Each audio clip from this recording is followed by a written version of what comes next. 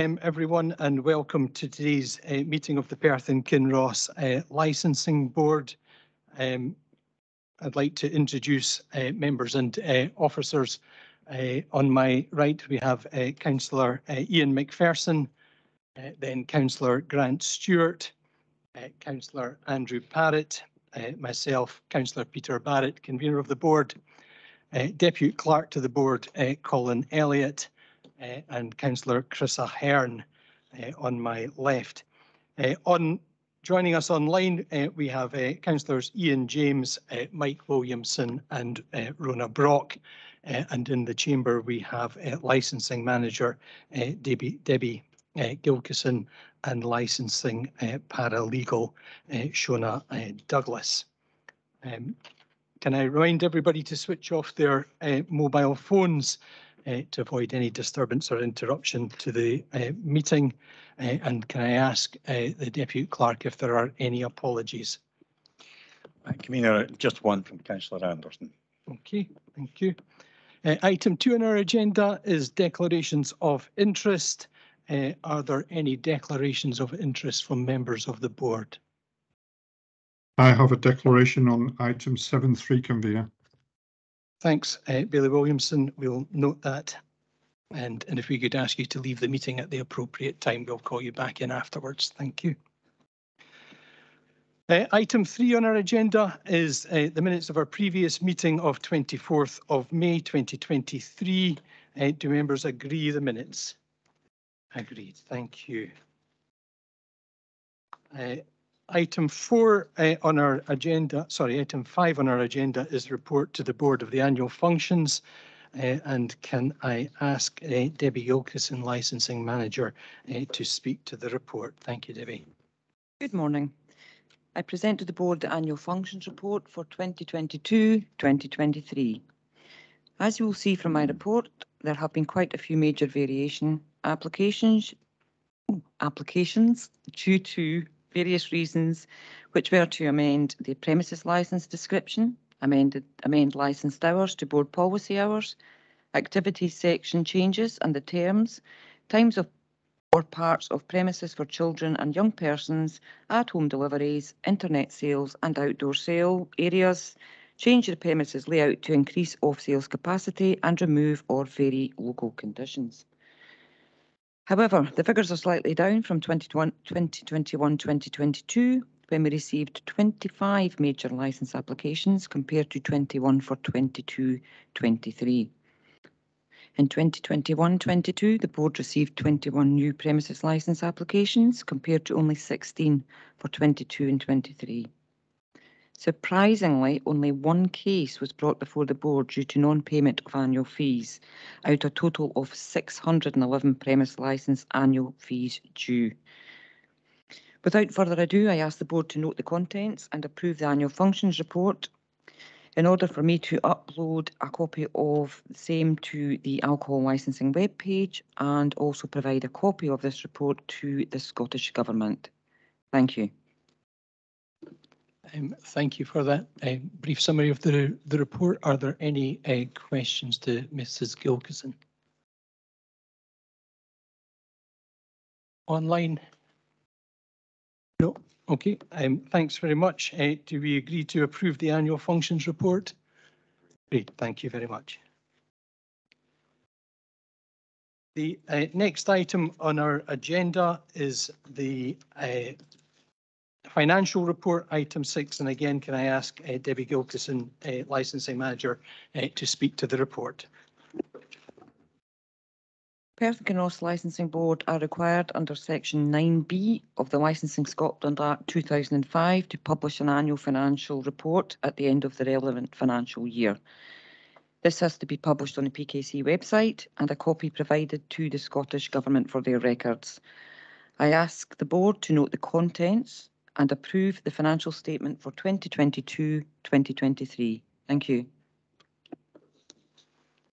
Again, thank you for that introduction to the report. Are there any questions from members on the financial report? Councillor Bailey Brock. Thank you, convener. I've just got one question that I have a query on. It's under other direct costs where it says board members 12,237. Could I ask what that is for? Thank you. Sorry, I will have to get back to you. I'll speak to the accountant and I'll send an email after the meeting. Thank you, Debbie. Thank you for that. Yeah, thanks. It also struck me as being a kind of incongruous figure. So if we get a bit more information on that, it would be really helpful. I just wanted to ask, it's maybe a daft question, but where do we publish the report? Is it just on the council website or is it with the minutes of the meetings? It's published on the council's alcohol webpage under licenses and permits. And it has to go to the Scottish Government as And well. copy, yes, goes to the Scottish Government. Okay, thank you very much for that. Are there any other questions on the financial report? No. Do we agree to note and approve the financial report? Thank you. And also for its publishing and sending to the Scottish Government. Yep, thanks very much.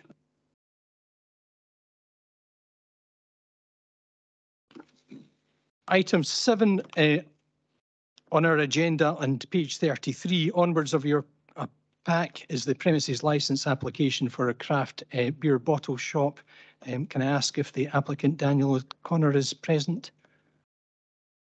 And if you would like to come forward, Mr. O'Connor, please.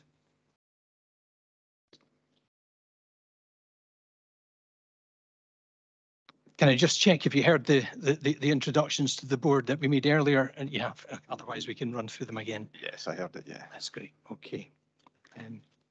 So this is a premises licence application for the craft beer bottle shop at 62 South Methven Street.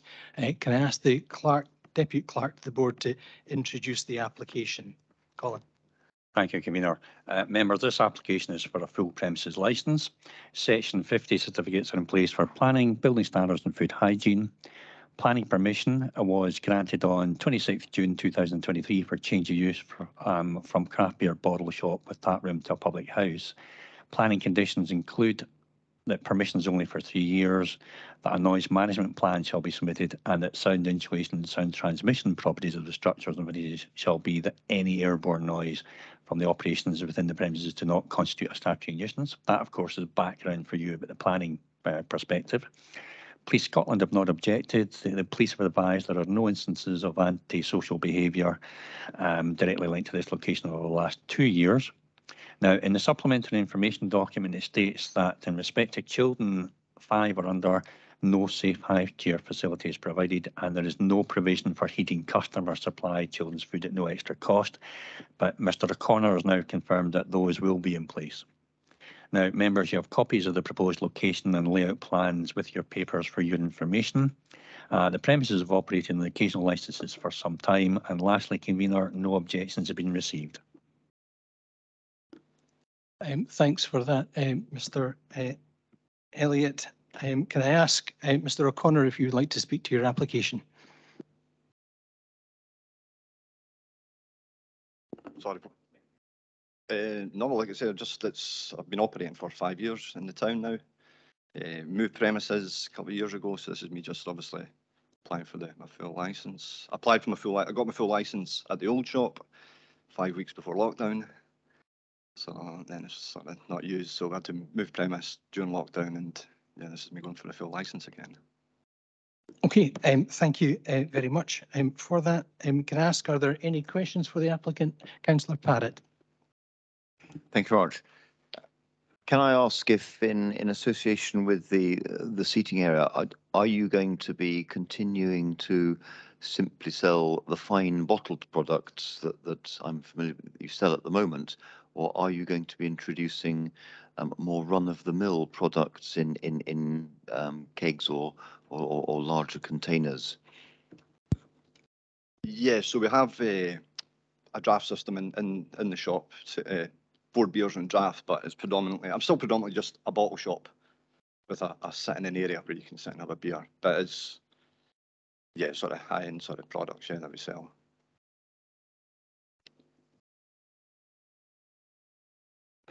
So can you give me an example of the type of product that you're selling in larger than bottle scale?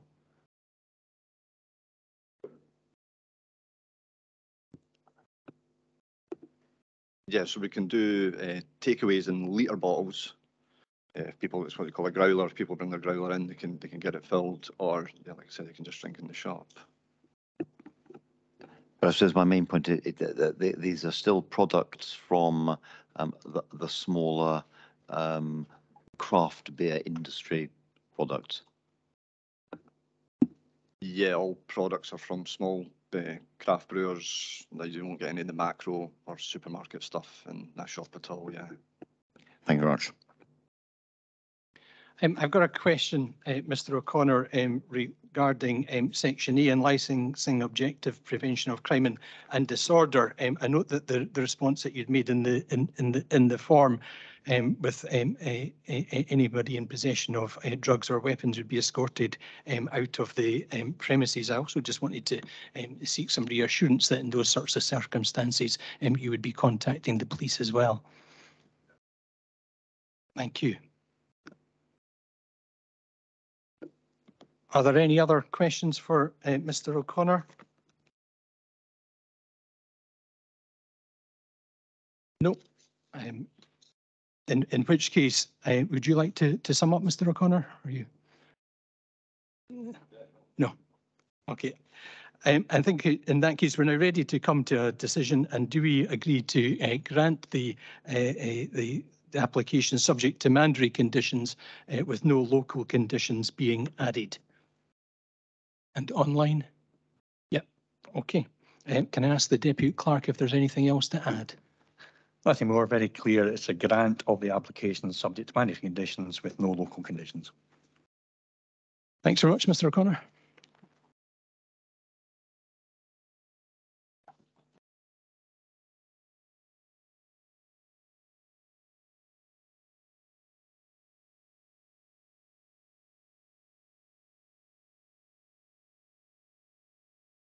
Item 7.2 on our agenda is a premises licence application for Greens of Perth. Can I ask if the participant, Haris Aslam, is present?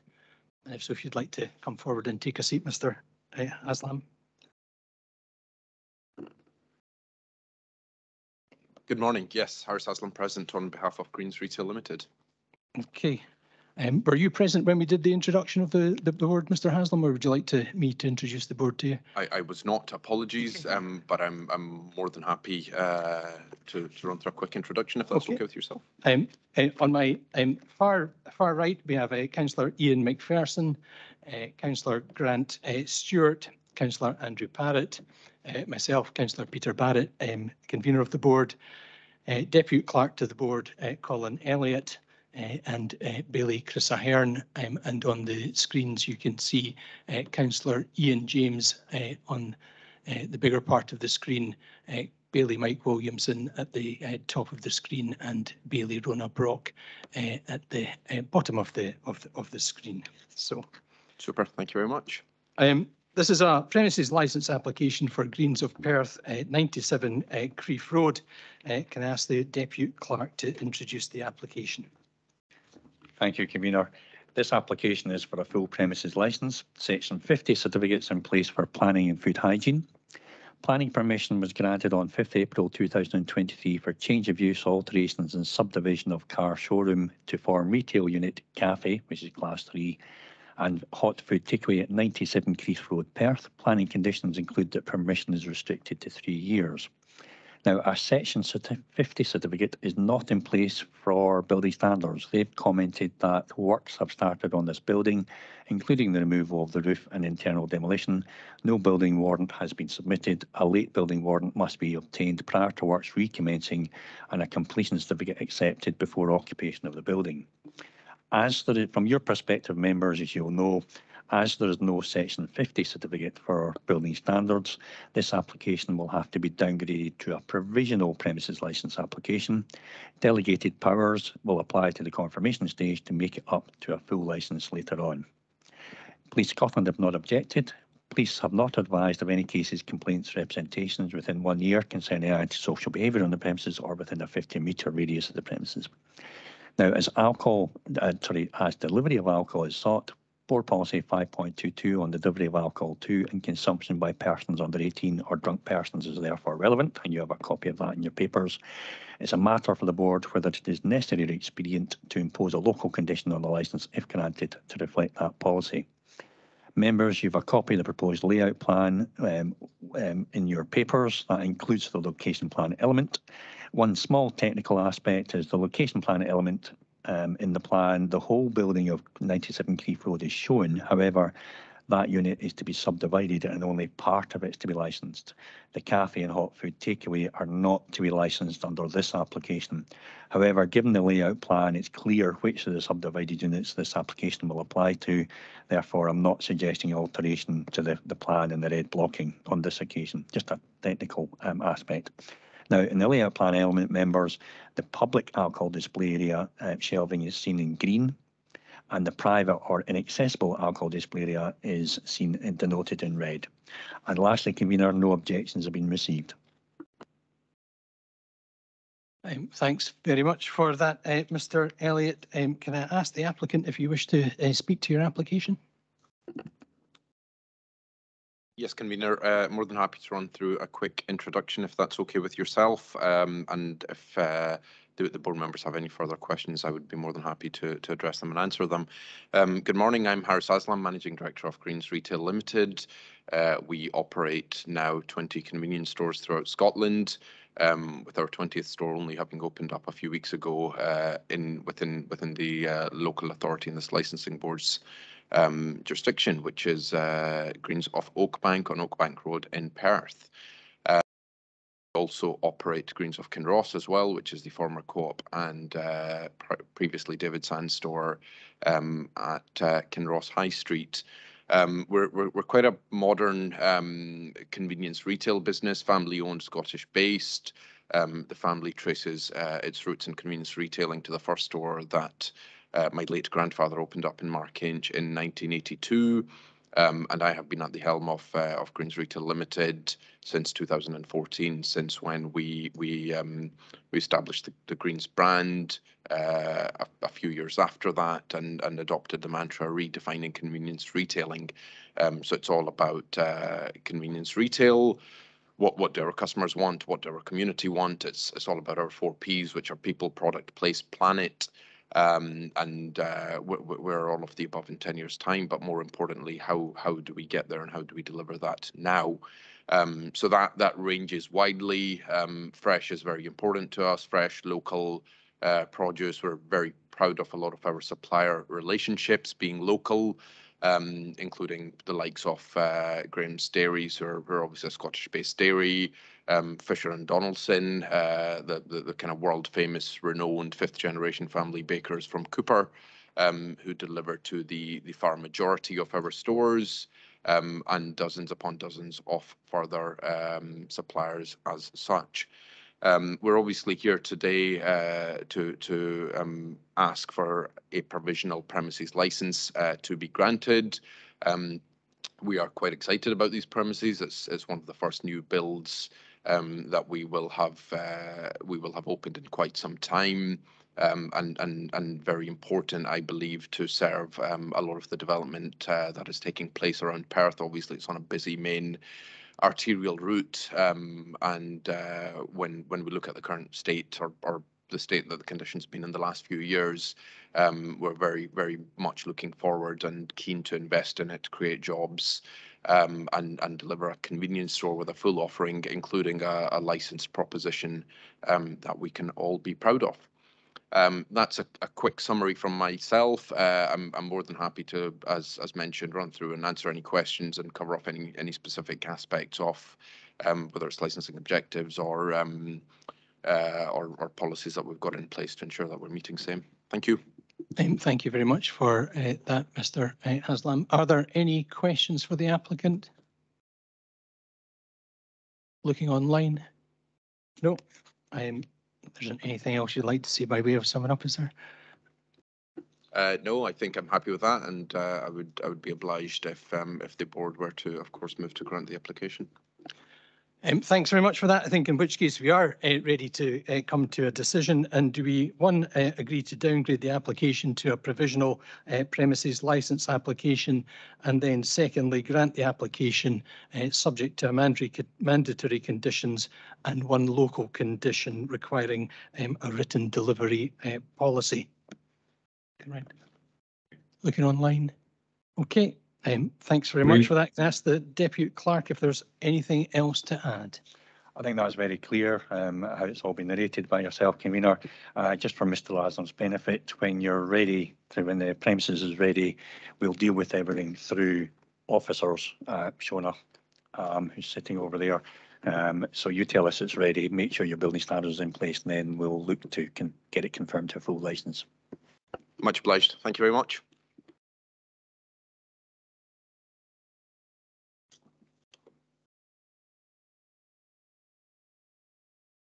Okay. Item 7.3 on our agenda is a premises licence application for the House of Brewer. I can ask Bailey Williamson if he can leave the meeting and we'll call you back in shortly. Good. It's on page 53 of our papers onwards. Can I ask if the applicants, Patrick Burbick and Cameron Farrow of the House of Brewer, can be brought into the meeting, please?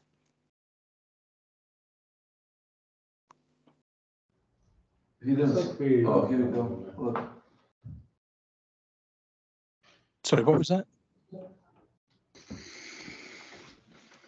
Okay. Can you hear us, guys? Yeah? Yeah, Cameron, we can hear you. I don't know whether If you want to put it louder. Right. Oh, Patrick's in his gate. Right. Okay. Yeah, good morning. My name is Cameron. Good morning, everyone. I'm sorry my video is not working, but I'm in the Outer Hebrides. Right. And the Wi-Fi is not so good. Well, I assume you're enjoying a good view out there. You know, so, Beautiful. This is a premises licence application for the House of Brewer. Can I just introduce members of the board to you? On my far right, there is Councillor Ian McPherson, then Councillor Grant Stewart, Councillor Andrew Barrett to my immediate right, myself, Councillor Peter Barrett, convener of the board. On my left is Colin Elliott, Deputy Clerk to the board, and then Bailey Chris Ahern on my far left, not an expression I'll say very often. Online, Councillor Ian James, Bailey Rona Brock is also joining the meeting online. This is a premises licence application for the House of Brewer, and can I ask the Deputy Clerk to introduce the application? Thank you, Convener. This is a premises, the application is for a full premises licence. It arises as a result of online sales being dispatched from the warehouse. Section 50 certificates in place for planning, building standards and food hygiene. Police Scotland have not objected. They've advised there's no issues with antisocial behaviour in this area. In the supplementary information document provided, all policies will be in place. And members, you've got a copy of the proposed location plan and proposed layout plan within your papers.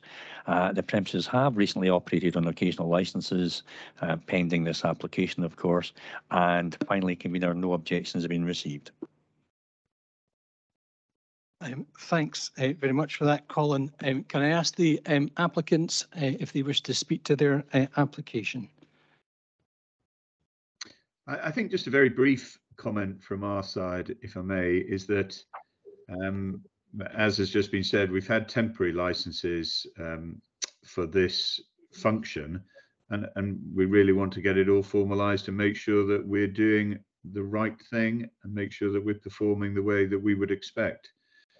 The volume of online sales is not a lot, but that doesn't make any difference. We want to do it properly, and we want to make sure that we're following the rules, rather than someone coming along and saying, hold on, you're not doing this properly, you know, let's catch up, and we start saying, oh, I'm sorry.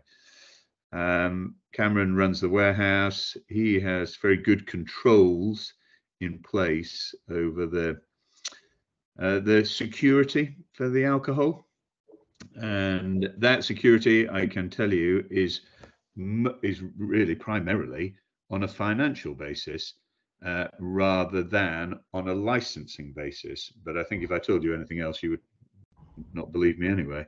But it all goes hand in hand. You know, if we've got the security, if we're protecting the stock, and if we're monitoring it, then we should be in good control of it. I think, unless there's other questions, I'm very happy to answer any questions, obviously. Okay, thanks very much for that, Mr. Burbeck. Is there anything that you want to add to that, Mr. Farrell? I just want to say as well, we have put in extra measures for security involving the value of the stock of all spirits and liquor that we hold. And yeah, we are all over it. We're very keen. Okay, thank you for that. Are there any questions to the applicants from members of the board? Looking online? No. Okay. Is there anything that the applicants would like to say in addition to what they've said by way of summing up? I don't think so, but thank you very much for hearing us. Okay. Thanks very much for that, Mr. Burbeck. I think we are ready to come to a decision. And do we agree to grant the application subject to mandatory conditions and one local condition requiring a written delivery policy for the purpose of protecting young people? Are we all agreed? Agreed. Agreed. Thank you. Is there anything that you would like to add to that, Deputy Clerk? Nothing, Convener. Very clear grant with one local condition on deliveries added. Okay, thanks very much, gentlemen. Thank you very much. Have a good day. Have a lovely day. Bye-bye.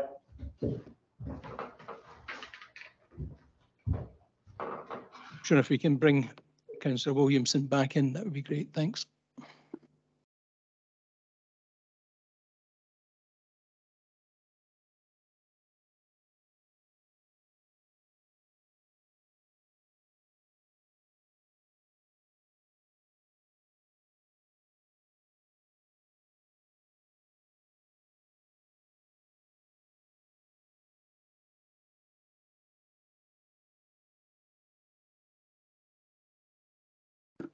Is that you back with us, Mike? Yes. Item 7.4 on our agenda is a premises licence application for the wine hall, which is on page 63 of our pack. The wine hall is at box 20F, Unit D, padlock, self-storage, Arran Road, Perth. Can I ask the Deputy Clerk to introduce the application? Thank you, Convener. The applicant wishes to participate by way of written representation, which you have in your papers. The application is for a full premises licence. We have Section 50 certificates in place for planning, building standards and food hygiene. Police Scotland have not objected. They've advised there's no instances of antisocial behaviour at this location. As a delivery policy is sought, a board policy 5.22 on delivery of alcohol to and consumption by persons under 18 or drunk persons is therefore relevant, and you have a copy of that in your papers. And it's a matter for the board whether it's necessary or expedient to impose a local condition on the licence if granted to reflect that policy. Now, members, in the supplementary information document, it indicates that no policies will be in place. However, something you may wish to note that there will be no public access to the premises. The information document has links to the applicant's website, and purely for your information, we have given you a copy of the privacy policy and terms and conditions from that website. They only relate indirectly to alcohol, referring to no under 18s. The information document also states no incident books to be in place. However, separate correspondence with the applicant indicates that sales, etc., are tracked through a computer programme. It's a matter for the board whether it's necessary or expedient to impose a local condition to have an incident book in place. It should be noted that if the board imposes the standard delivery condition, that the delivery policy will deal with refusals, but it is a matter for yourselves. Copies of the proposed location plan of the building, location plan showing where the proposed premises are within the building, the unit is within the building, and the proposed layout plan are attached. It is unusual to have two location plans, but it was felt appropriate on this occasion, given the premises are a small unit within a much larger building. The premises have recently operated in occasional licences. And lastly, convener, no objections have been received. Thanks very much for that, Mr. Elliott. Are there any questions to the Deputy Clerk? No. In which case, I think we're ready to come to a decision. Do we agree to grant the application subject to mandatory conditions and local conditions requiring a written delivery policy and the keeping of an incident book? Agreed. Agreed. Okay, thank you for Agreed. that. Deputy Clerk, is there anything else to add? Nothing to add, Convener. Thank you.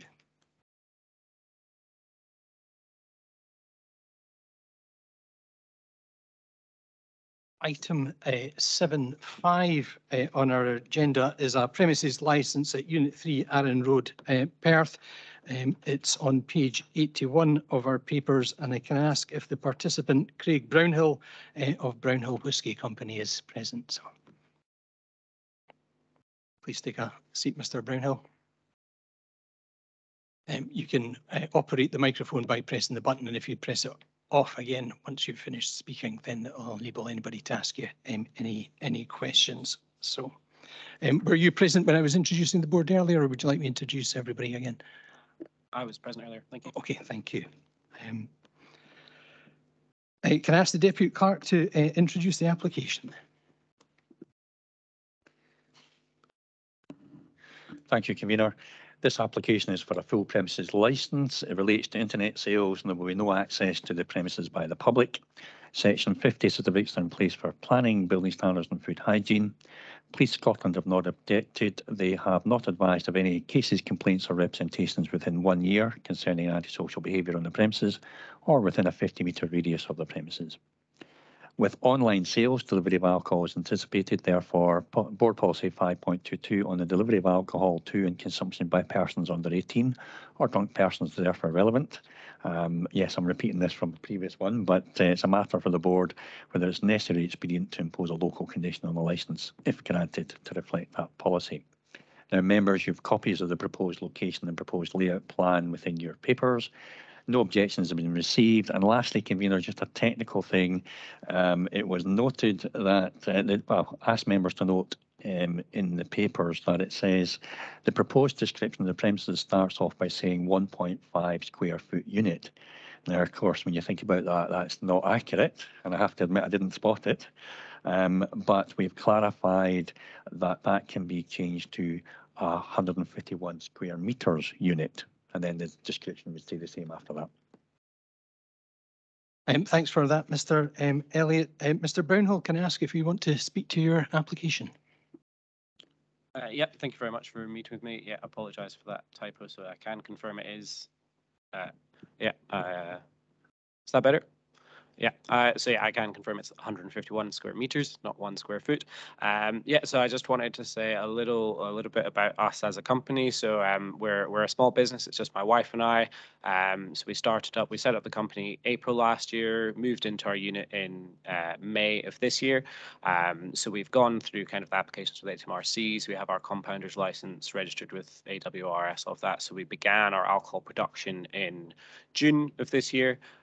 We've started selling under occasional licenses at farmers markets, food festivals. So we're operating from the unit just now using occasional licenses for in-person sales, but now looking to expand a little bit and get the online sales going as well, which we would, so we would produce everything at the unit and then process that ourselves. So my experience in the licensed industry, so I've been in licensed industries in one way or another since 2015. So I've worked in a whiskey shop. Most recently, I was a whiskey distiller out in Norway, of all places. So yeah, there I kind of set up the production process, set up the controls for managing the alcohol stock. So I do have experience with that. We have kind of controls in place for all of our alcohol stocks. And in terms of control measures for the alcohol sales online, we have an age verification pop-up that comes up when you first access the website. We have additional add-on with the payment process. We use Age Verify UK, so that uses a database to check that the customers purchasing are over 18. And then all of our deliveries will be tracked and signed for as well. So the delivery driver should be checking IDs, checking that the person taking the delivery is over the age of 18 as well. And then we also have a refusals book, which we've been using out at farmers markets and in-person sales, and we will include any refusals from online sales in that book as well. And yeah, so I think we're all set up with the security on the site. We have kind of CCTV in place, intruder's alarm, and all our controls for the alcohol stock, and kind of ethanol handling procedures in place that kind of are in line with my understanding of industry best practices. So that's kind of all I had to say on that. So it would be much obliged for a premises license so that we can grow our online sales and grow our business further. Thanks for that, Mr. Brownhill. Are there any questions? Councillor Parrott. Just to confirm, if you would, it is just your own products manufactured on the site that you are selling? Yeah.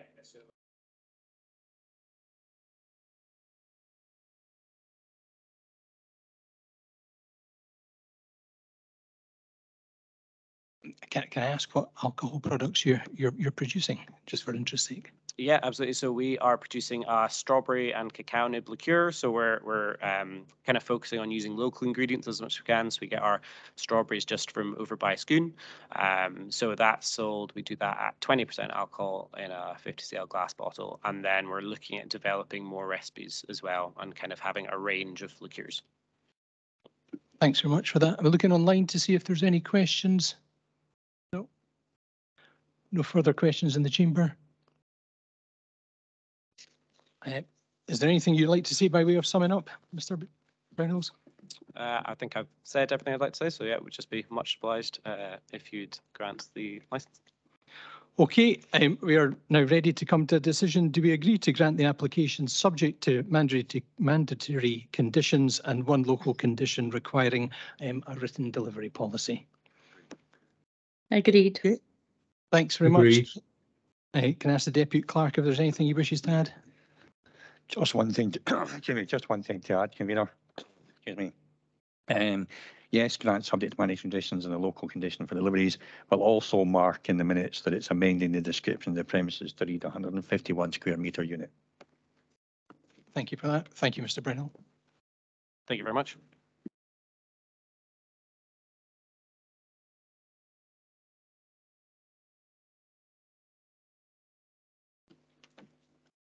Item 8.1 on our agenda is a major variation application. It's on page 91 onwards in the pack, and it's a major variation application for Dunkeld Fine Foods, 3 to 5 Athol Street. Can I ask the Deputy Clerk to introduce the application?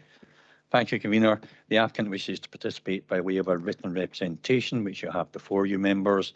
The proposed variation seeks to increase the on-sales capacity from 15 to 40 persons to allow more people to sit in the premise. As a consequence, it's proposed to revise the layout plan as well, show the location of the tables and chairs to accommodate this increase in capacity. And lastly, Convener, no objections have been received. Thanks very much for that. Are there any questions for the Deputy Clerk? No. In which case, do we agree to vary the operating plan and amend the layout plan as sought? Agreed online. Anything to add, Deputy Clerk? Nothing to add, Convener. It's a straightforward grant of the variation application. Item 8.2 on our agenda, page 95 onwards in our pack, is a major variation application for Food in the Park, Museum Car Park, Blair Athol. Can I ask the Deputy Clerk again to introduce the application? Thank you, Convener. Again, the applicant in this application wishes to participate by way of written representation, and you have that before you. The representation also refers to an alcohol policy and an alcohol management plan. Again, you've been provided with those. Now, I've noted in the alcohol management plan that refers to an on-sales capacity of 120 persons, not including staff. However, the variation application is clear that it's seeking a reduction from the current 400 capacity down to 200. I can't explain the 120 other than that, members, that Your capacity is a technical capacity. I'm not sure, but this might be a safe capacity of 120. But in any event, it will be down to 200. The variation application seeks to make extensive changes to the premises licence. The changes include amending the addresses of the premises and the premises licence holder, amending the description of the premises, reducing on-sales hours to 12 noon to 11 p.m. 7 days per week, reducing off-sales hours to 12 noon to 10 p.m. 7 days per week, amending activities principally by removing live performances and dance facilities, and amending the layout plan as a result of a reconfiguration of the premises. Now, members, after the variation application was advertised through the Development Management Service of the Council, it was ascertained that a planning permission had been issued on 21st March 2023 that restricts the hours of operation of the outdoor seating areas in the stretch tent to 8 a.m. to 10 p.m. Consequently, although the variation application seeks to reduce on-sales hours to 11 p.m, the applicants have agreed to now restrict those hours back further to 10 p.m, in other words, match the planning permission. If the variation is granted, both on-sales and consumption hours and off-sales hours will be limited to 12 noon to 10 p.m, 7 days per week. It should also be noted that with the change in hours and the removal of live performances, that this affects the local conditions already on the premises licence. There's no longer need for a written policy, which is local condition 1.3, for the control and management of functions, because the functions in your terms will not be taking place, nor is local condition 2 required, simply because there won't be amplified music within the stretch tent area and the outdoor areas. Although not advertised as variations, these are as a consequence of the main changes sought in the variation. They effectively amount to an overall reduction in the activities in the premises. Lastly, convener, no objections have been received. Thanks for that, Deputy Clerk. Are there any questions for Colin? Looking online. No. In which case, do we agree to amend the addresses and description in the premises licence? Secondly, vary the operating plan. Thirdly, amend the layout plan as sought. Fourthly, amend the local conditions 1 and 2 as suggested and specified by the Deputy Clerk. Agreed. Agreed. Okay. Is there anything that you want to add, Colin? Only one further clarification, convener. Yes, it's granting the application with the additional changes to the conditions, but also remember the on-sales consumption hours will also come down to 10 instead of 11. Thank you. Thanks very much.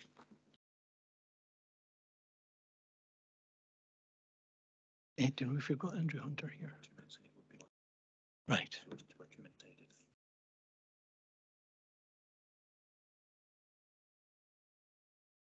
Okay. Okay. Whilst we're waiting for the applicant for item 8.3 to join the meeting, we'll skip on to item 8.4, which is the bunker golf lounge and bar 216 to 222 South Street, Perth.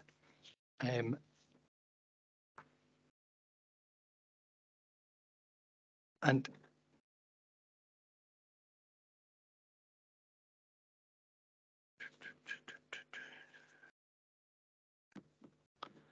so can I ask if the agent Ian Lindsay and Colin Bell of the bunker and golf and lounge bar are present?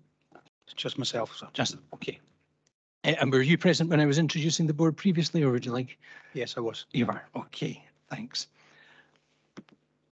So it's a major variation application of the bunker golf lounge and bar. Can I ask the Deputy Clerk to introduce the application? Thank you, convener. The principal changes proposed in this variation application are to firstly add an off-sales facility, secondly to add live performances during core hours, thirdly to extend entry by children from 8 p.m. to 10 p.m, and fourthly amend the location and layout plans. Members, it's proposed to have an off-sales facility here, but it's not proposed to have an off-sales display. It's just the facility that's sought. Members, you have copies of the proposed location and layout plans within your papers. And lastly, convener, no objections have been received. Thanks very much for that, Deputy Clerk. Can I ask if you'd like to speak to your application? Yeah, thank you. just a few points we'd like to propose to bring the business forward. Firstly, our kitchen is doing really well just now with food sales, and we'd like to extend hours for children, as we do get quite a lot of tourists coming in 8:30, 8:45 looking for food. And obviously, if at that time I can't have children on the premises currently. Live music, we feel that weekends we tail off quite quickly after the kitchen closes. So I would like to introduce acoustic music in the bunker. We don't have the sort of sizable ceiling for live band music. We think it would be too loud. You wouldn't really hear yourself speak. So that's why we're looking for acoustic music. And thirdly, the off-sales facility. I've had a few contacts with like Eden Mill, Edinburgh Gin, who would like to do some sort of gin making classes, master classes, when they actually sell the product, the customers then take home. So it's mainly sort of the sales license for that side of things, not for buying a bottle of wine over the bar. Thanks very much for that, Mr. Bell. Are there any questions for the applicant? Looking online, nope. There isn't anything further you want to say by way of summing up, is there? No, I think I've covered all bases. It's just it's all brought together today, just so as we can try and progress the business and bring it forward. Okay, thanks very much for that. Do we agree to vary the operating plan and amend the layout plan as sought? Agreed. Online? Yeah. Agreed. Yeah, it's pretty clear. Anything that you want to add, Deputy Clerk? Nothing to add, Peter. Okay, thanks very much, Mr. Bell. Thank you for hearing me. Thank you.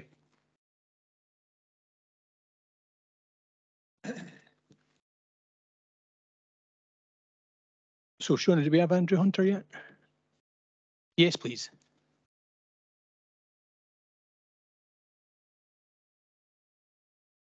Right. Well, if we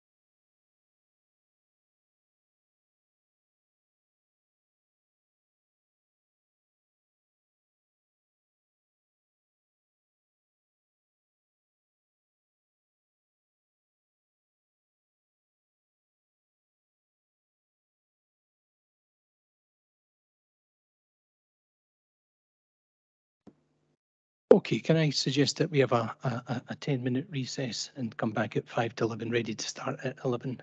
Yeah. Okay, thank you.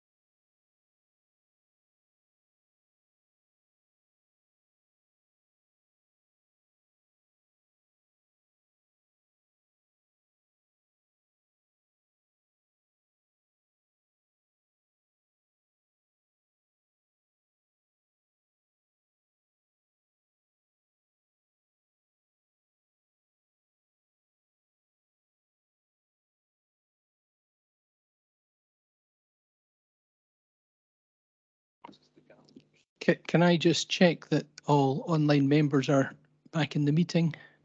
Ian, thanks. Mike? Yes, thanks, Peter. And Rona?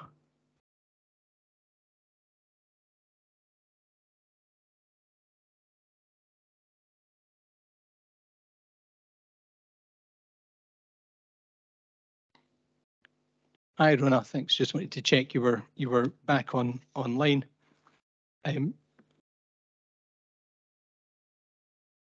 Colin Elliott's advised me that Shona Douglas hasn't been able to raise Andrew Hunter representing the applicant in the Shell Strathty Edinburgh Road application.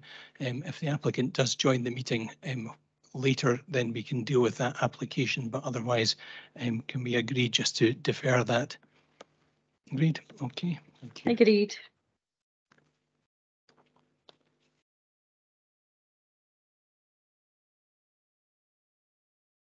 So that takes us to item 9.1, which is a personal licence review.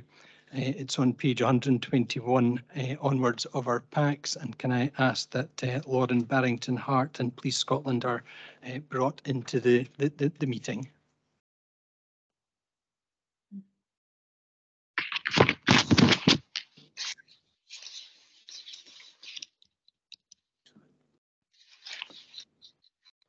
Just want to check that the police are present.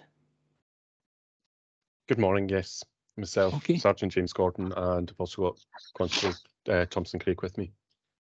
Thanks so much, Sergeant Gordon. I'll just introduce the members of the board. On my right, I have Councillor Ian McPherson, then Councillor Grant Stewart, Councillor Andrew Parrott, myself, convener of the board, Councillor Peter Barrett.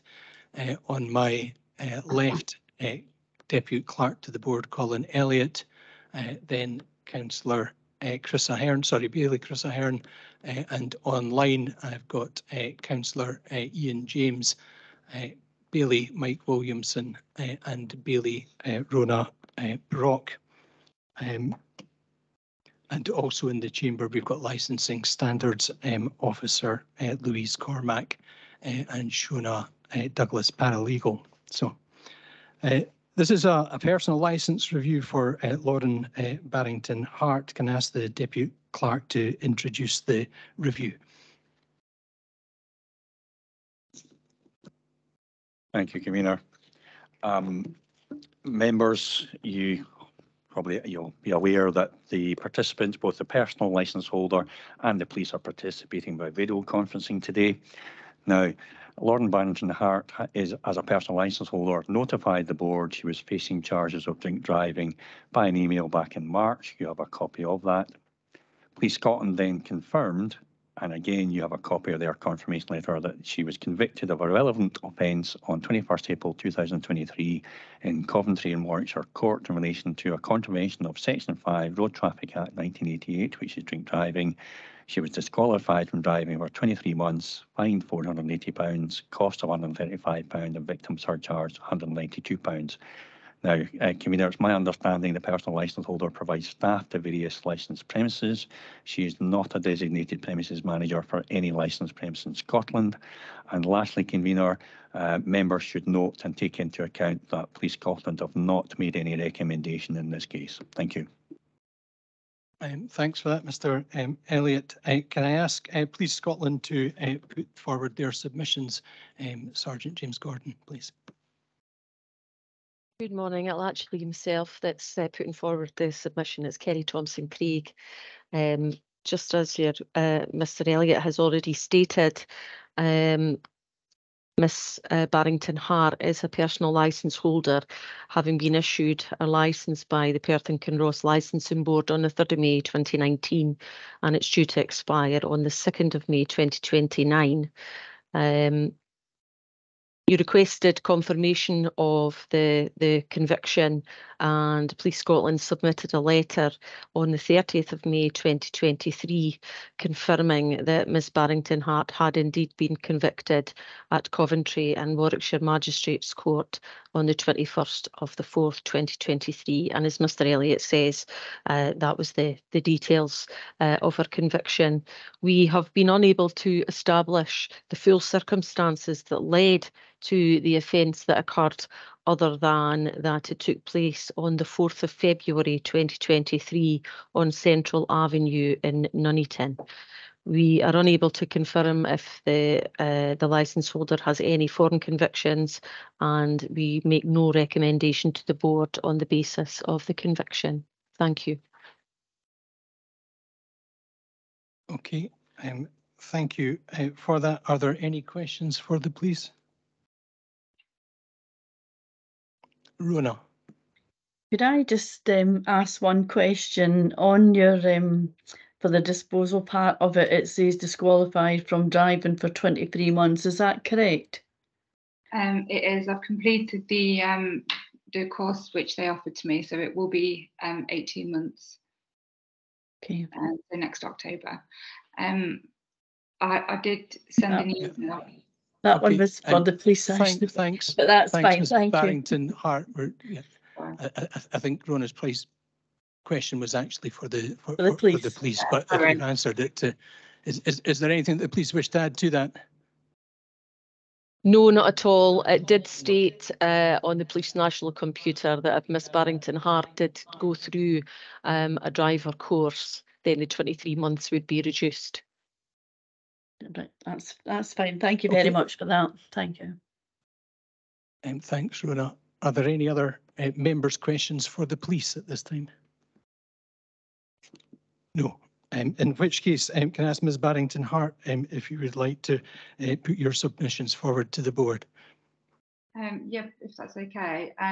The documents that I took to court with me, I did email to Shona about an hour ago. I don't know if that's anything that you could, that you'd maybe want to look through, but it's just basically the circumstances surrounding the event were just very far removed from my life, really. So I'd basically been with somebody, was at their house, and then later on in the night found out that the person that I was with had been in trouble with the police themselves, and I felt very threatened. Woke up in the early hours, decided, because I thought there was other people in the house as well, decided to leave. So I haven't got the convictions, and I was very ashamed, and it has changed my life quite drastically.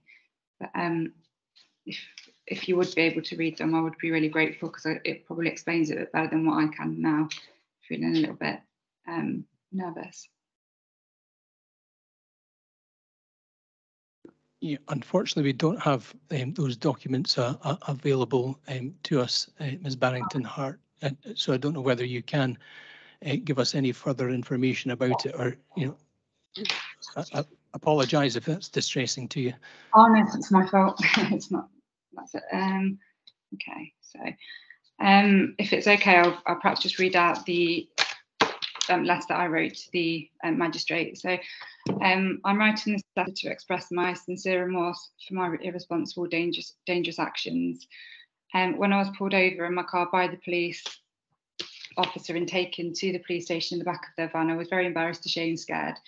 I haven't been able to stop thinking about the innocent people I could have hurt or killed. I am guilty of the offence and accept the sentence that awaits me. I take full responsibility and blame for my actions. I feel the circumstances around the event are important to mention, not to excuse my actions, but to hopefully show they're out of alignment with my overall character. On the evening of the incident, I was with a male who had been dating for some time. I was at his house and learned information that made me feel unsafe, and that he'd previously been in trouble with an ex-partner who had accused him of being violent.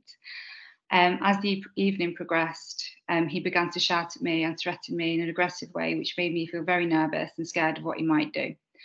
I'm not used to being around people with a criminal record or who behave in this way, so I did feel very distressed and frightened. To diffuse the situation, I removed myself to the lounge, tried to sleep. Upon waking some time later, I felt further frightened and vulnerable, and I was even unsure if somebody else was now in the property. It was in this moment that I regrettably chose to act on my feelings of unsafety, and I decided to leave. Upon deep reflection, ever since the incident, I know there were multiple other actions I could have taken, and that driving would never have been the right choice. I've thought long and hard about what awful outcomes there could have been if I hadn't have been stopped. I could have killed myself, or worse, I could have killed other people of the general public.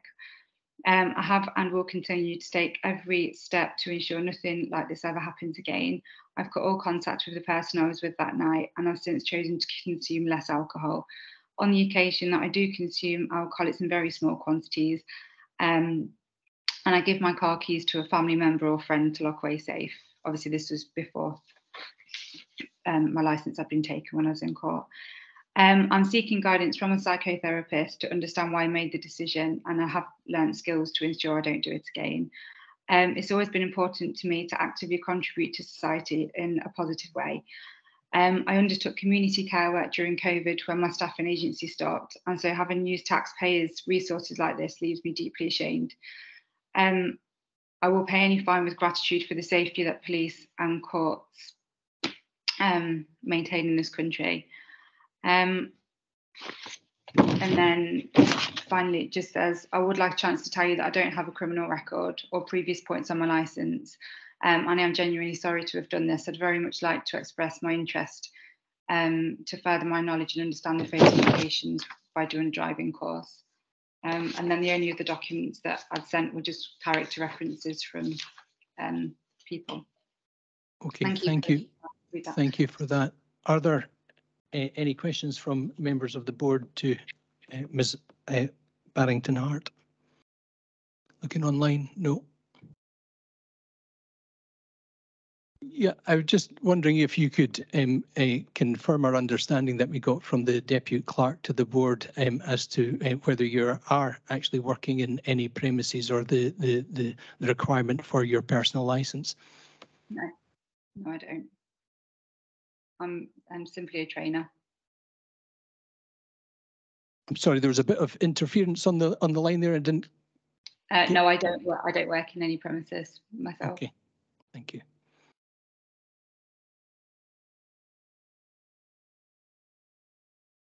Okay, in which case we'll move back to the police, and can I ask if the police wish to sum up? We have nothing further to add, thank you. Thanks, Kerry. So would you like to say anything further, Ms. Barrington-Hart? No, thank you for letting me read that out. You don't get to read it out in court, they just take it away.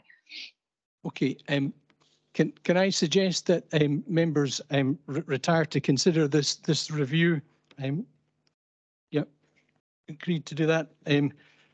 So could all members and the Deputy Clerk leave the meeting and join the breakout room? Participants, if you can remain in the meeting until we return, a slide will be brought up across the screen, but please be aware that you might still be seen and heard on the meeting. Thank you.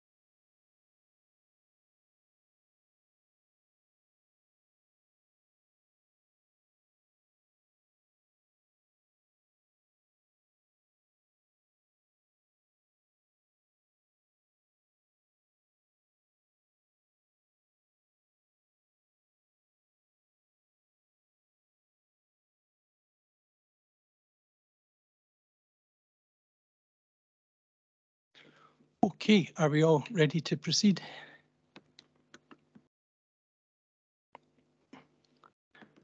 Aye.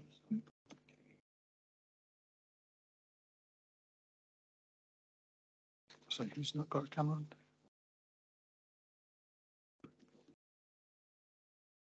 Do we?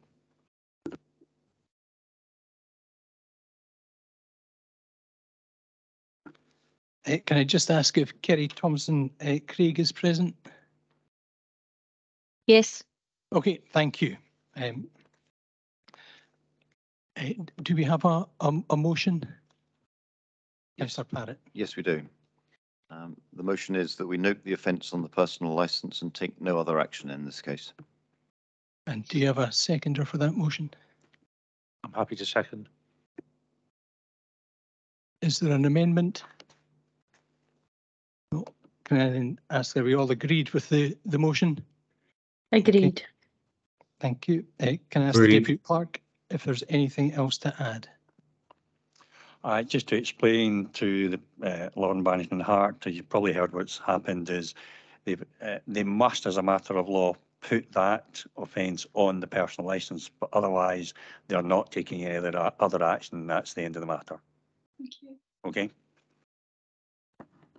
Thanks so much. Thank you.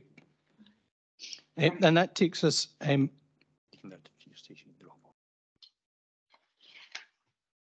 on to the next item of business. And I just want to check, is the next item of business 10.1, or are we hopping back to? Okay, if I could just ask the Ms. Barrington Hart to leave the meeting here. Thank you. Finish with your review. Thank you. Okay.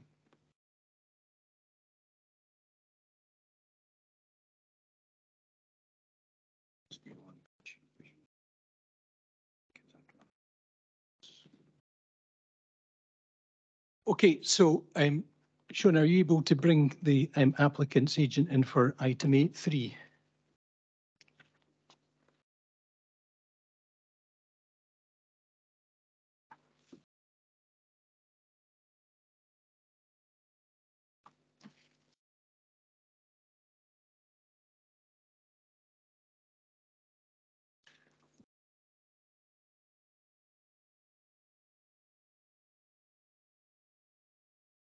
Mr. Hunter, could I ask if you're able to switch your camera on? Good morning, Your Honours. Good morning, thank you. Okay. So we're moving back to item 8.3, which is a major variation application for Shell Strathty Edinburgh Road. I'll just introduce the members of the board to Mr. Hunter. On my right, I have Councillor Ian McPherson, Councillor Grant Stewart, Councillor Andrew Parrott, myself, Peter Barrett, convener of the board, Deputy Clerk Colin Elliott, Councillor Chris Ahern, or Bailey Chris Ahern, on my right, and then joining us online is Councillor Ian James, Councillor Bailey Mike Williamson, and Bailey Rona Brock. So can I ask the Deputy Clerk to introduce the application? Thank you, Convener. This is a major variation application principally seeking to amend the internal layout of the premises with a reduction in the off-sales display area. The activities of the premises are also to be changed. That includes adding the possibility of alcohol being delivered. As delivery of alcohol is sought, Board Policy 5.22 and the delivery of alcohol to and consumption by persons under 18 or drunk persons is therefore relevant, and members have a copy of that policy before them. And it's a matter for the board whether it's necessary or expedient to impose a local conditional licence if granted to reflect that policy. Convener, the only other real matter to add is that no objections have been received. Thank you. Thank you for that. Can I ask Mr. Hunter to speak to the application? Thank you, Your Honours. Can I first of all apologise for not being online at 11:15 and caution myself about going on holiday and not having diary dates changed for me while I'm away. So apologies for that.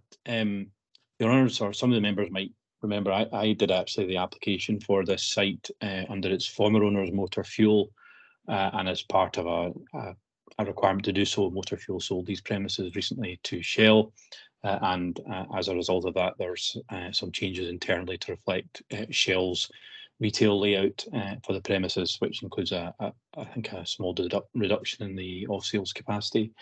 In relation to delivery, however, the modus operandi here is very much similar to what board members might have heard or might recall hearing from me in relation to the Broxton application for motor fuel a couple of years ago. I think it was now. Time passes, at least a year anyway, and that's the use of Uber Eats as an operator providing third-party deliveries of groceries, which they would request could include alcohol. In terms of the proposed local condition, there's no difficulty attaching that. There is a written policy that is in place, and if the Deputy Clerk wishes me to do so, I'm happy to share that with his office for the purposes of the licensing file. Essentially, it involves ordering groceries, which could include alcohol, through a smartphone application or online. A delivery order is picked by the staff on site, and it's collected by designated Uber Eats drivers. And I think, as you may recall, hearing from me before, the process in which Uber Eats adopt is that only certain drivers are permitted to collect any shopping that includes alcohol, because they're required to have had the alcohol training. And therefore, if you've not had the training, the Uber Eats system doesn't allow you, in fact, to pick up the order, even if you wish to try and do so. Records of the process are kept electronically by Uber Eats, which the applicants can access through their own online business portal, and they can be reproduced to licensing standards or police if the need arises. The Challenge 25 process is then undertaken by the Uber Eats driver at the point of delivery. And as you might expect, if the delivery driver isn't satisfied that identification is produced, then the order is rejected and returned to the store. Two additional points to that are that the customer at the point of ordering is advised that they must produce identification, and more importantly, the person who orders must be the person who takes the delivery of the items at the door. And when I say at the door, it must be only to a premises, so that could be a business premises or a domestic house, but it cannot be a delivery to a place, which avoids any concerns around alcohol being consumed outdoors in a park or such. So the way the format works, it must be to an address, and it must be delivered to the person who has made the order, who produces identification. So that's the background to it. I say I'm happy to share with Mr. Elliott when I come off this call a copy of the written policy if he wishes to have that for his file. Okay, thank you very much for that. Are there any questions for the applicant? Online? Yes, Peter, I've got a question. Okay, Mike. Yeah, Andrew, I was wondering if you could explain how the system's monitored when the Uber Eats gets to the door, and identification of the person who's made the order is made. Is that system monitored and managed rather than just letting people just go out there and deliver stuff without it being checked up on whether identification, etc., has been provided? Yes, it is monitored, because there's two aspects to it. So that if you sign up to the Uber Eats system, then you have to go through identification checks at the outset if you're looking to purchase alcohol. The separate aspect of it is a bit like, well, I'll not insult you, Bailey, by saying you might have seen what an operator might have seen in a supermarket, but if you've ever noticed in a supermarket when alcohol is scanned, a notification will come up to a member of staff about the Challenge 25 process. So at the point when the delivery driver comes to complete the delivery, he'll have his, I'm going to use my hand here, as effectively as his delivery tablet. He'll be completing his delivery procedures. He'll be reminded at that point, once again, that there's alcohol in the delivery order. He'll be reminded to complete the Challenge 25 process. He will complete an answer to that, which will then register effectively pings, for want of a better expression, through the delivery process portal, so that Shell will see at the back end that a delivery has taken place, that the driver's completed the Challenge 25 process, and confirmed that it's the person who's made the order, that is the person who's taken the order. Thank you. Are there any other questions? Is there anything you'd like to see by way of summing up, Mr. Hunter? It would only be a repetition, so no, thank you. Okay, thank you for that. I think we're ready to come to a decision. Do we agree to vary the operating plan, amend the layout plan as sought, and add the requirement for a written policy, a written delivery policy to the end of local condition 1? Online. Agreed. Agreed. Okay, that's agreed. Is there anything, can I ask if the Deputy Clerk has anything to add? Thank you, Convener. Just a couple of things. Yes, that's granting the variation application for Mr. Hunter's benefit, rather than the delivery condition being a separate condition. It will just be added as part of condition 1, you know, because there's already the requirement for the dispersal of patrons policy. And yes, if you want to send in the delivery policy, send it to either Shona or the generic, and essentially it will be passed on to Louise Cormack, who is sitting here today, the Licensing Standards Officer, and she'll have a look at it. Thank you. Thank you.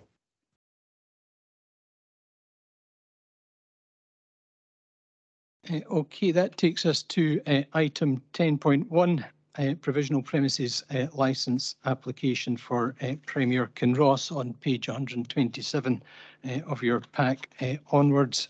Can I ask if the applicants and the regent, Gordon Emsley, are present?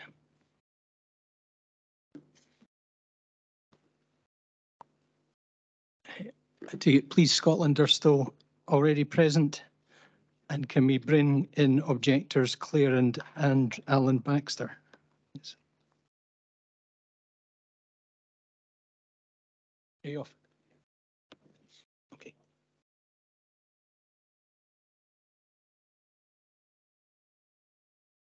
If we can just note that at this stage, Bailey Chris Ahern has left the meeting. Right.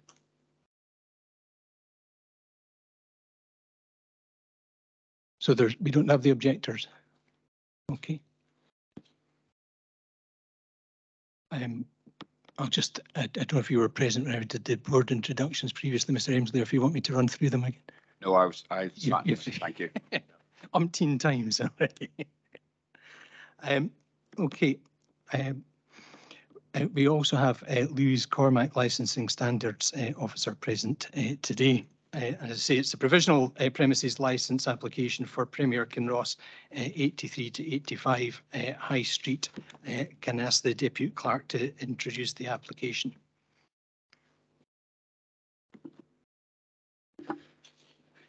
Thank you, Convener. If you bear with me, obviously there's a lot within this application, and obviously there's been objections received, so I do have a lot to say. Now, of course, we have Mr. Emsley present and Police Scotland present. The four objections have been received, and they did indicate they would wish to participate as follows: as Caroline Jenkins is resting on her existing objection. Heather Davison rests on her objection. She was not able to attend today. We were advised that Claire Baxter and Alan Baxter would attend by video conferencing, but we are now 36 minutes beyond the time, and they've not looked to join into the meeting. So members can still proceed. And we also have Louise Cormack as Licensing Standards Officer present. Now, this is a provisional premises licence application. Delegated powers apply to the confirmation stage to make the provisional licence into a full operational licence. As members know, the powers of the board at confirmation stage are limited, so you should consider all aspects of the provisional application, including whether or not to impose local conditions today. Section 50 certificates are in place for planning and food hygiene. For a provisional premises licence application, only planning permission needs to be in place. A Section 50 certificate is not in place for building standards. They have commented the plans submitted appear to show the alcohol sales area partitioned off with access through a button-operated door. This will require a building warrant. However, the door may not comply with building regulations as it obstructs the means of escape. As delivery of alcohol is sought, Board Policy 5.22 on delivery of alcohol to and consumption by persons under 18 or drunk persons is therefore relevant, and members have a copy of that before them, that policy. It's a matter for the board whether it is necessary or expedient to impose a local condition on the licence if granted to reflect that policy. Now, the applicant has provided a copy of their delivery policy, which members have before them. They also have the proposed location and proposed layout plans before them. Now, Police Scotland have submitted a representation, again within your papers, members. They have not advised of any cases, complaints or representations within 1 year concerning antisocial behaviour on the premises or within a 50-metre radius of the premises. Now, with regard to that Police Scotland representation, the conditions suggested by them, my comments are that conditions 1 or 2 are already required to be carried out under the Licensing Scotland Act 2005 and as such could not be directly conditioned. Condition 5 seeks something more than applies to a non-personal licence holder. Condition 6, or suggested condition 6, seeks to something more than would apply to an employee working on the premises. It can also be noted, if the board imposes its relatively standard condition requiring the premises licence holder to have a written delivery policy in place, it would be expected that conditions 1 and 2, indirectly through the policy and not directly as conditions themselves, would be in the written delivery policy. 7 and 9 would also be part of the delivery policy, and 3 might also be part of it, depending whether or not the delivery driver is employed by the business or not. As mentioned, 4 objections have been received. In order to receipt, there were Caroline Jenkins, Heather Davison, Claire Baxter and Alan Baxter. Now, where objectors do not appear, it's a matter for the board what weight to give to the objections in the absence of being able to question those objectors. Members, regarding the terms of the objections, it's important to note that the licensing board's remit relates to alcohol licensing and the 5 alcohol licensing objectives. Some issues with the running of a business may relate to other regulatory regimes and may not be relevant to the alcohol licensing objectives. This premise was previously a newsagent's, I understand, operating different shorter hours. However, the premises can be open up to 10 p.m. 7 days per week, whether or not there is an alcohol licence. This is confirmed as planning. I've not objected to the application. With regard to noise, if that arises from the general operation of the business, then that doesn't directly engage the alcohol licensing objectives. Noise arising from the fabric of the building, for example, does not directly relate to the sale of alcohol. That can include ventilation and air conditioning systems, flues, fridges and freezers. The dispersal of patrons from the premises can be a relevant alcohol issue where that relates to the sale of alcohol from the premise, not to the sale of other products or due to the presence of other premises. It is of note that the premises does not currently have an alcohol premises licence. Antisocial behaviour, mainly the remit of the police, although it can be relevant if linked to the sale of alcohol from a licensed premise from members' perspective. Again, it can be noted the premise does not currently have an alcohol licence. Police Scotland have not advised of any antisocial behaviour issues within a 50-metre radius of the premises in their representation. Issues relating to roads matters such as lack of parking, lack of double yellow lines and noise from vehicles are not alcohol related matters. There is also no known restriction on delivery hours. The possible effect on property values is not a relevant consideration from an alcohol perspective. As regards fire risk, it should be noted that no objection was received from fire and rescue service. Lighting is generally not an alcohol related matter, it more relates to the general running of the business. And lastly, members, as over provision is raised, a plan showing a 200-metre radius of the premises around the premises is provided with a list of those licensed premises within that radius. The radius of 200 metres is an example, comes from previous case law, but it's not binding upon the board. It's a matter for board members. Nothing more to add, Convener. Okay, thanks for that, Deputy Clerk. Can I ask Police Scotland to speak to their submission? Sorry, yes, thank you. It's myself again, Kerry Thompson-Craig. Thank you. Yes, so the applicant company is applying for a provisional premises licence for the premises to be known as Premier Kinross. Premises wishing to sell alcohol between 10 a.m. and 10 p.m. The premise intends to use the Snappy Shopper app platform in order to provide deliveries of goods to consumers. Snappy Shopper do not employ delivery drivers, therefore the onus is on the premise to employ and train such drivers. Current trends have shown that the Snappy Shopper app platform is being used by children and young people in order to purchase age-verified products which include alcohol and vapes. The onus is on the delivery driver to verify the ages of the consumers, and there's currently no law to ensure that they're in receipt of any statutory training that their in-store colleagues would receive. Having regard to the licensing objectives of preventing crime and disorder, securing public safety, preventing public nuisance and protecting children and young persons, on the 29th of June 2023, Police Scotland submitted a letter of representation in relation to the application requesting conditions be applied to the licence in order to capture rules that should be applied for deliveries and set a standard of best practice in relation to delivery drivers. Now, do you wish me to read all the conditions that we have attached to the letter, or has everyone had an opportunity to read those? I think we've all had ample opportunity to read those, Kerry. Thank you. Thank you, thank you. In that case, since the submission of our representation on the 8th of August 2023, we gratefully received a copy of the applicant's delivery policy. It's our understanding that if the board is of mind to attach the standard condition to the premises licence, stipulating the need for a delivery policy to be in place, then a variation would be required should any part of the policy need amended, and it must be to the satisfaction of the board. With this in mind, Police Scotland are happy to accept the terms of the applicant's delivery policy. However, we would request the addition that a delivery driver performing his duties must carry with them a copy of their training record or a copy of their personal licence. An electronic copy would be sufficient, should it be required for inspection by police or the LSO whilst they're engaged in their duties. We have nothing further to add. Thank you for your time. Thanks. Could I just ask you to spell out again or repeat what that additional requirement you were looking for was, because I didn't write it down fast enough. Thank you. My apologies. Yes, I'll read it out again. A delivery driver performing his duties must carry with them a copy of their training record or personal licence. Electronic copies are satisfactory. Should it be required for inspection by police or LSO.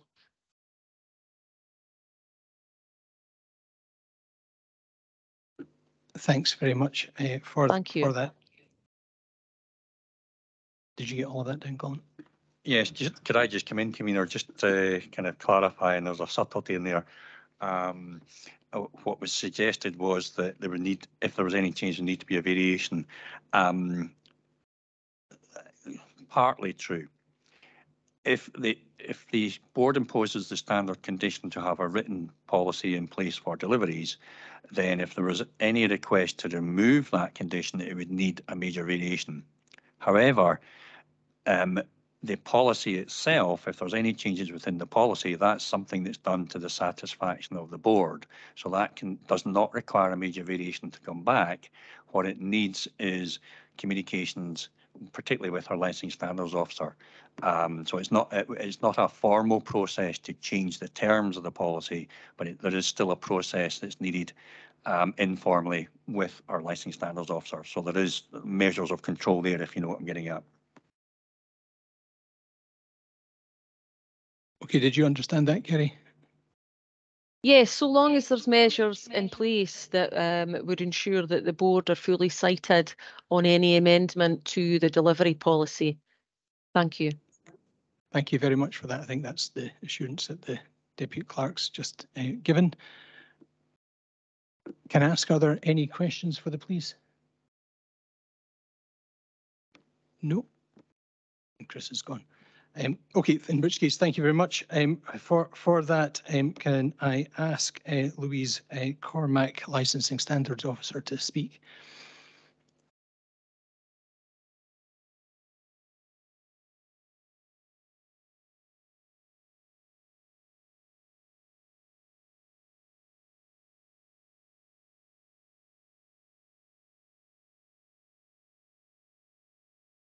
Or Louise, if you need to come up, and that'd be, thank you.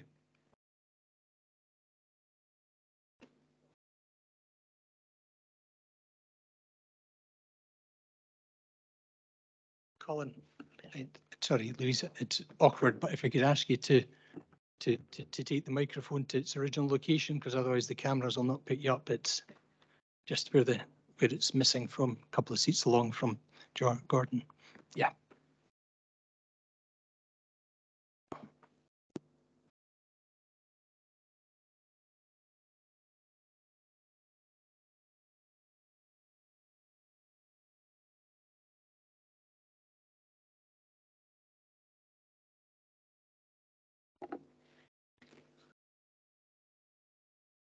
Are we working?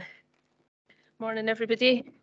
With regard to the application, I'm certainly aware of it. So I mean, I have detailed local knowledge, so I'm here to answer any questions that you might have. Thank you for coming along for the opportunity to answer members' questions. Are there any questions for Licensing Standards Officer from the board? Councillor Parrott. Oh, sorry. Okay. Are there any questions from members online? No. Okay. Thanks for that. And you're free to go, Louise. So in which case, can I ask the applicant if they wish to speak to their application? Thank you. Thank you, Your Honours. My name's Gordon Emsley. I'm a licensing agent representing Clanfield Stores this morning. The application is a provisional premises licence at 83 to 85 Main Street, Kinross. The background is that Clanfield Stores took on the unit last year with a view to operate as a modern convenience store. The unit has previously been a retail unit, although not one that's regularly sold grocery items in a neighbourhood store environment. Modern local neighbourhood stores are community assets for providing busy families with top-up facility on one hand to allow customers, particularly the elderly, with an alternative to larger out-of-town supermarkets. Many people rely on the local neighbourhood store, with an average shopper visiting the local store 3.5 times per week and 56% of customers choosing to walk as a mode of travel. The store offers a wide range of products, services, fresh foods, food to go, standard grocery and national lottery. Being able to offer a diverse range of food items is of paramount importance. A more restrictive range simply provides a potential customer with a reason to shop with a competitor. Alcohol is estimated to account for 12% of the sales, and the display area is modest at 3.91 metres cubed. The convenience store prides itself on providing a simple and efficient shopping experience where customers can quickly get in and out with the items they require, and we believe in personal service. We will pack your bag. There is no self-scan or automated systems. We don't use loyalty cards. We keep the shopping process straightforward and hassle-free, and the convenience store has garnered positive feedback from the public who appreciate the ease and convenience of shopping here. Clanfield stores operate 2 other units in the borders and are very familiar with legislation, as well as operating some stores in the south of England. They have a good reputation as being highly respected retailers. They've had no alcohol-related incidents or test purchase failures in any of the shops previously over the last 14 years of the current legislation. It's a significant investment with over £100,000 being spent to renovate the store, and it will create 5 new jobs, mainly part-time. If I can address the objection letters, as been outlined by the clerk, there are a number of items in there that will be covered by building control, building standards and environmental health regarding noise levels, potential fire safety issues. The concern seems to be around antisocial behaviour, but as Police Scotland reported, there's not been anything being reported. However, what I would say is, whilst we have applied within board policy of 10 AM to 10 PM, it is not my client's intention to trade to 10 PM.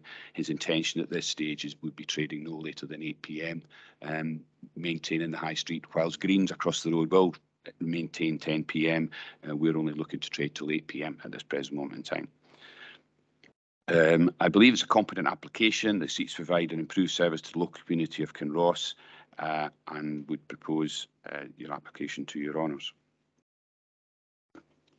Thank you very much for that, Mr. Emsley. Are there any questions for the applicant's agent online? Councillor James. Thanks, convener. I was just wondering what the main police concern is with the Snappy Shopper app.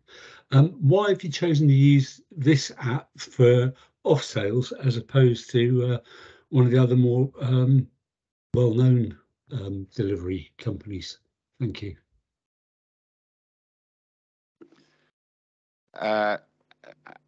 From a professional viewpoint, I am at odds with Uber Eats and Deliveroo as a kind of operator, because it's an all fits all.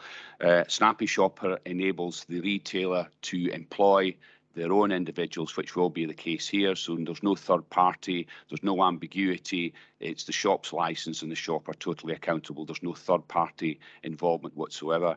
And Snappy permits that to do that. Snappy is probably the most consistent and well-used off-sales app in the marketplace at the present moment in time. Whilst I know the bigger multiples use some of the other broader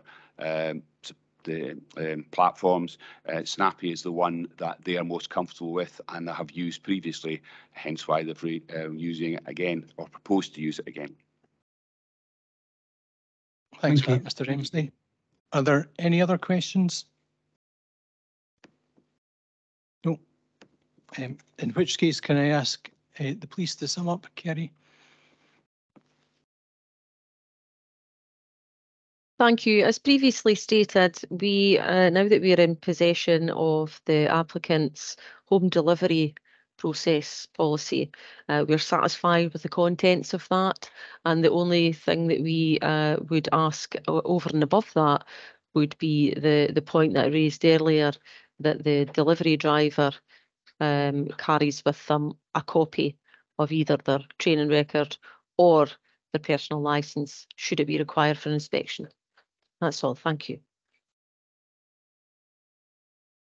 Thanks very much. Would you like to sum up, Mr. Emsley? Yes, I just wanted, sorry, to add one thing. You may, board members may see that it's so there's two areas of display, one behind the counter and one which is an enclosed area. You may see that coming forward more often. The right reason for that design is that is an actual air-conditioned chilled room. It's no longer stand-up upright freezers or chillers. There's a couple of reasons for that: carbon footprint and current utility costs. So it's a new way of which retailers and the shop fitters are coming to find something that's much more economic. So it's a kind of electronic door that opens. That door is controlled from behind the counter. So if, for example, at peak school times, that door can be controlled and locked and only allowed access to adults rather than have younger people potentially go into that area. So that's one of the reasons why that's additional security. Other than that, I believe it's a competent application, Your Honours. Thanks for that, Mr. Emsley. Could I ask, are you happy to accept the additional requirements that the police have specified on behalf of the applicant? Yes, I am. You are. Okay, thank you very much. In which case, I think we'll maybe just have a brief retirement to consider this application. So again, if I could ask members and the Deputy Clerk to leave the meeting and join us in the breakout room. Shona will put a slide up on the screen, but members should, or people attending the meeting should recognise that they might still be able to be seen and heard while we're in retirement. Thank you.